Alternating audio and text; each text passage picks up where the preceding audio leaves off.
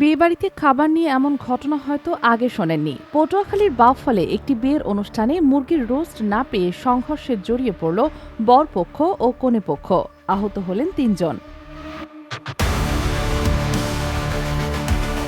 শুক্রবার দুপুরে বাউফলের দাসপাড়া ইউনিয়নে মোহন ও বিথি আক্তারের বিয়ের অনুষ্ঠানে ঘটনাটি ঘটে। বরপক্ষের এক অতিথি আলম পেদা অতিরিক্ত একটি মুরগির রোস্ট চান পরিবেশনকারীর কাছে, কিন্তু তখন গরুর মাংস পরিবেশন চলছিল। এই নিয়ে কথা কাটাকাটি থেকে দ্রুত সংঘর্ষ বাধে। কনেপক্ষের পলাশ, জুলহাস ও রাসেল মোল্লা আহত হন। রাসেলের বাম চোখের পাশে গুরুতর আঘাত লেগেছে।